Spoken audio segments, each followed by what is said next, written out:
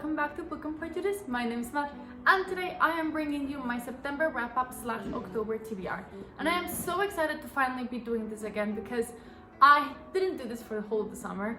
And I love doing these kind of videos because A, they're really fun and I love talking about books that are really fresh in my mind, but also B, they really help me stay accountable. My goal is 4 books a month, and this is the perfect way I have of doing it. This is where I show you that I've read or haven't read 4 books a month, which by the way, I have this month. But yeah, let's get right into it with the first book, which is Matt Haig's The Midnight Library. I chose this book. It was my turn to choose this book for the book club, the page turners that I have with my friends, and I chose this one. And I'm very happy to say it was an utter success. Very proud of myself for that. Because I was a bit worried that it would maybe not go out too well because it's a bit sad. It's very sad, frankly. It's also like full of trigger warnings, by the way. So please read those if you want to take a look into reading this book before you do. But I loved it. I honestly thought it was a great book. I gave it 5 stars, and I don't think I regret that. No, I don't actually. I don't even know why I said that. I gave 5 stars, and it basically follows the life of this woman called Nora, who right at the beginning, you know, she tries to kill herself, and she kind of gets transported into this kind of midnight library of sorts, in which she gets to go through every single life that she went through and what would have happened if she had taken a different choice.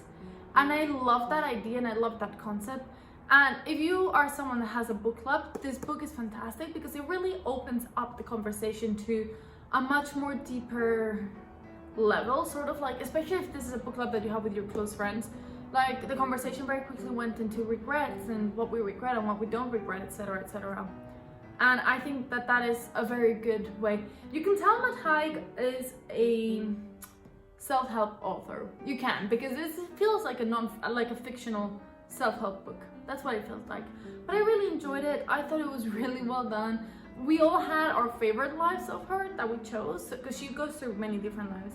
I personally really like a particular scene in which she says something very important that completely transcends into the rest of her journey through this midnight library, and I loved it. And I have to admit, the ending, although quite obvious, because I won't say it wasn't, it was beautiful. So absolute win for this one. 5 out of 5 would recommend reading it again. And yeah, it's a great one, especially for book clubs. And it goes to the floor. The next book I read was Leigh Bardugo's Ninth House. Finally, this has been in my TBR for a year almost, and I read it this September and I loved it so much. This is another one that I gave 5 stars, and the reason why I gave this one 5 stars was because honestly, it just was so captivating and so interesting to read that I just couldn't put it down. I will say, if you're very easily scared, I get scared extremely easily. This is a bit scary to read at night. Like, I tend to read normally, my partner goes to sleep before I do, so I'll just lay in bed and read, and a few times I just kind of went, wake up, please. I need cuddles of protection against the grays. So beware. But I did love this book, and I inadvertently read it perfectly well because this book takes place in Yale, and it talks about all the secret societies and the magic behind these societies, etc, etc. But it's also very dark academia and very good for September, because obviously September is when you go back to school, you go back to university. If you go to Yale, you're going back in September. You don't go in the middle of November, unless something happens, of course. But it was so interesting, and I like, this is where I stand. This book came out 2 years ago, and it ends in a cliffhanger. And there doesn't seem to be any sign of another book coming up. So I don't know what's happening in there, but I really want to read the second one. I hope it comes back soon. This was also my introduction to Leigh Bardugo. I also have Shadow and Bone, as I showed a few videos back. And I really want to read those books and Six of Crows and everything. And I think that I should have maybe started with those before, because this was just much more my speed, much more adult fantasy rather than YA. But, you know, at the end of the day, a lot of times you just do things and then just have to deal with the consequences. So that's me. Here I am. But yeah, I love this book. 5 stars. I loved it so much. I would definitely recommend reading this, especially if you're at university. I have a sister that's in university and I really want her to read this book.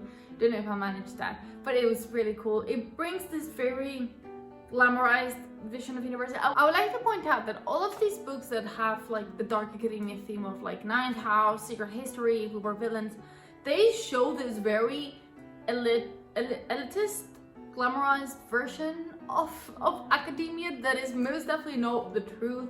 You know, you don't stand there in a very large room with a cozy fire, chain smoking cigarettes, drinking bourbon and going over your studies. That's not how it goes. Like, anyone that's been to university ever will tell you that's just not what you do. Nobody has that much money to like afford bourbon and cigarettes at the same time, frankly. So definitely keep that in mind. But from the fact that there's ghosts in this book, I think you can already tell this is not a very realistic account of events. But yeah, I really like it. I give it 5 stars. I stand by it 100%, and I would definitely recommend this if you are a student. Angela. Let's go to the next one. Ooh, okay. This is A Good School by Richard Yates. This is the only book I've read from my TBR. That's a lie. All of those were in my TBR, but this is like, you'll see what I mean later in this video. But I gave this book 3 stars. I think this book was beautiful. It's the story of a guy who just goes to boarding school, and his recollection of the year that he's there, and he's there from ages 12 to 18, or I think 14 to 18, or 6. I think either 14 to 18 or 16 to 18. It doesn't really say, but he's a very shy guy. He doesn't do much. He's very calm. He's just trying to get by. And this book takes place right before World War II, so like right before Pearl Harbor, really. That's like how it ends. So it's a very sad account. I think it focuses a lot on the boys will be boys theme, and I don't think the author meant to do this, but it's just sad. Like what these boys have to do, what these teenagers have to do to fit in. It's just awful, really, and I wouldn't really want anyone to ever have to go through any of this. However, the writing in this was splendid. The story was beautiful. I just didn't like it because I just didn't think it was a storyline that I liked. The plot I wasn't really interested in. So that's why I didn't get like more than 3 stars. I think, however, it is a really good account of American people, like American teenagers in that time. And it is also widely considered to be Richard Yates' most autobiographical novel, because he also did go to boarding school. And as a matter of fact, when you read the introduction, I remember very clearly thinking, I'm not sure if this is Yates' like introduction to the book or William Grove's introduction to the book. Again, this book comes with so many triggers for suicide, sexual assault, all of the things, honestly. And I think that that's very important to know. But it's also very nice. I've heard people that really like it. I've heard people that really hated it. I'm in the middle. I would recommend you read it just for the sake of reading it. I think this is probably one of Yates' best works. But I also wouldn't really push it upon anyone. Like, oh my god, you need to read this book. However, I will, and this is a bit of a tangent, but for anyone that follows the Penguin Classics, we have several types, right? So we have, 1 second please. The vintage edit, that's in red. This one, which is a modern classics, that's in blue. And the Penguin Classics that comes in black. Okay, out of all of these 3 books, this one is the only one with legible handwriting. Okay, like, okay, let's see if I can show this to you guys. That handwriting is so easily read compared to whatever this book is. This, which is like a second one, but it's still quite tight. And then this, which is just a joke, really, because that's just insane. Anyways, bit of a tangent. If you want to buy a classic, I would definitely recommend the red edition. My partner would probably kill me because he's a Penguin Classics kind of guy, but it's to their own. Off the floor. And the last book I read, I also didn't really love, and that is From the Ashes by Jessie Thistle. this is a memoir, and this was for a book club that I'm part of here in Edinburgh called the Girly Book Club. And I gave this book 2 stars. I don't like memoirs, and I don't think this was a good memoir either. I think that the morale of the story was really good. I think that it's really good message that they have. Like, don't do drugs, kids, and if you do, there's a way out. Super, super into that message. But like at one point it got repetitive and it got boring. But it matches my clothes, so we'll put it up. No, but seriously, it got really repetitive. I felt like he made it maybe 100 pages too long. And the only reason why I finished it was because it was a very easy book to read. It was very easy to skim through the pages because you know what's happening, and I don't want to give up the plot, but you know what's going to happen in the next chapter. You know what's going to happen to him. You know how this is going to end. And also, you know that it ends well because it is an account of his story. So it does make sense. I will say one thing though. It reads a lot like a fiction book, which I think is what I struggled the most. Because I did not like I thought it was gonna be a lot more dynamic, and it was a lot of making the same mistakes again and again and again. That I think is what I struggled with. So yeah, 2 stars, didn't really love it, ready for book club. But I guess that's why you go to book clubs, no? You go to book clubs to learn more about books. Anyways, let's get going with what I'm hoping to read in October. And before I start, I wanna prelude this by saying I screwed up royally, because remember when I said that I had all of these books I was gonna read? I went ahead and I bought 4 books, and I'm reading those this October. So go me. I'm nailing this, but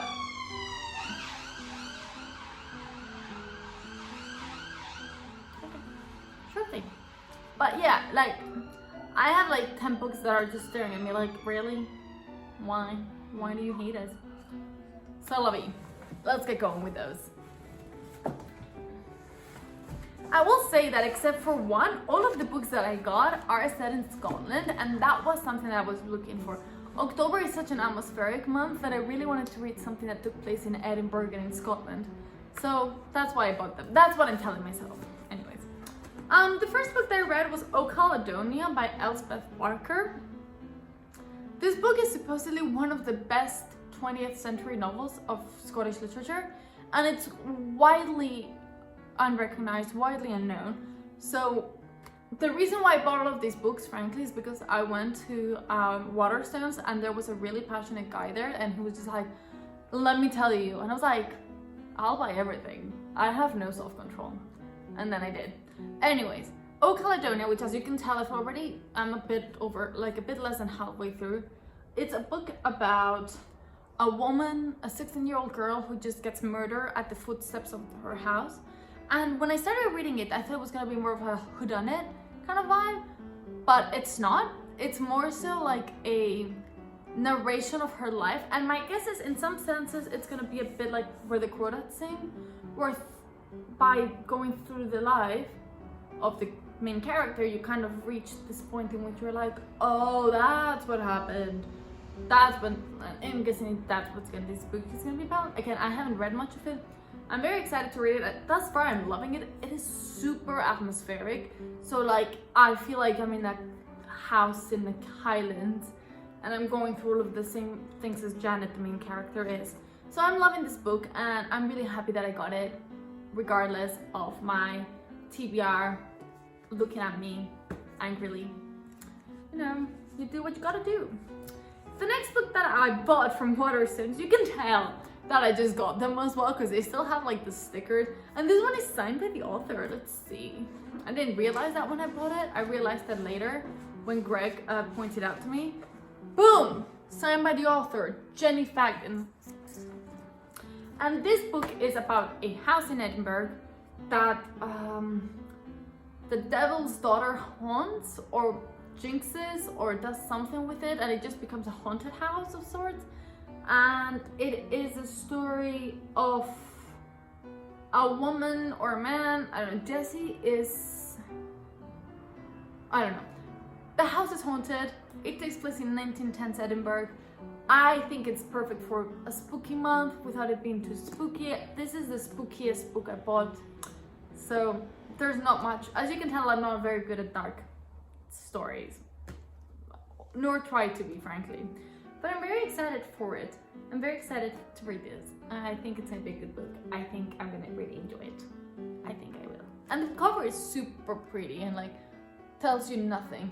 And these are peelable stickers, this one and this one, which makes me so happy because I was trying to get the Shadow and Bone books and they have the As Seen on Netflix sticker, and that's not a sticker, that's just printed on the page, which is weird. Anyways, I've got Luke and Booth by Jenny Fagan. Very excited to read it. Don't know what it's about. But again, this guy's good at his job because he got me into buying other books as well previously. I think he just sees me and he's like, haha, I'm gonna talk you into buying more stuff.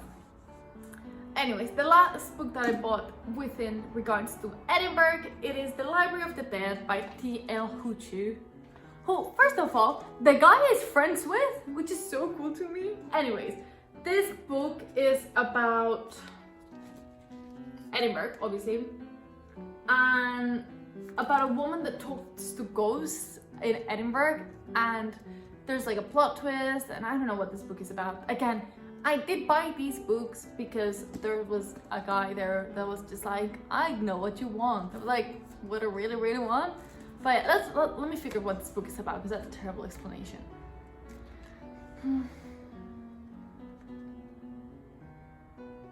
Okay, so somebody's kidnapping children or enchanting children. I think it might be like a bit of a retelling of Hamlet, like the flute player of Hamlet, maybe? I don't know. And it's the author is Zimbabwean and Scottish, or just Zimbabwean. So the main character is half Zimbabwean, half Scottish, and I think that that's so interesting because you hardly ever read fantasy, dark fantasy about people of color, much less as concretely as a country. A lot of times they're just like, oh, I'm from Africa, and you're like, okay, Africa's a whole continent. Like, please choose where you're from. So I really like this. Obviously, you can tell that it's highly influenced by the author and his upbringing, and I think that that just is only gonna give more to the book. So I'm very excited to read this. And my local Waterstones is gonna be holding a launch party for the second one, and the guy that made me buy all of these books has said he's gonna get me into it. So, you know, there's a reason why I'm spending all my money, okay? Anyways,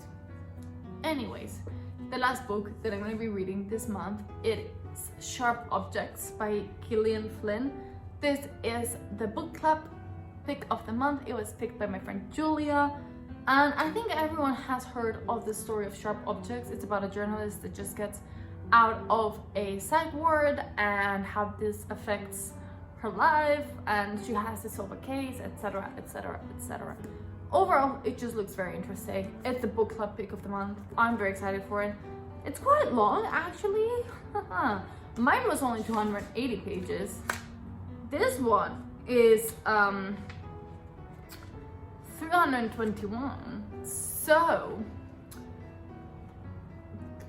put that in your soup, whatever you want to do. But I'm very excited to read it because it's a book that I've seen in passing a lot, and I've always been like, oh, that would be interesting, and I know there's a TV show about it, but I've never watched it, I've never read it, I've never interacted with the author, so it should be fun. Again, I say that about every book. But yeah, this is my September wrap-up / my October TBR. I hope you liked the video. If you did, please don't forget to like, subscribe, comment, and all that jazz. And for more bookish content, please head to my Instagram, which is @bookandprejudice, where I try to keep more where I try to post more content more regularly. Not really, but I do my very best, and I would definitely encourage you to go see for that once in a lifetime sporadic post. Have a lovely, lovely, lovely week, and I will see you guys next week. Bye bye.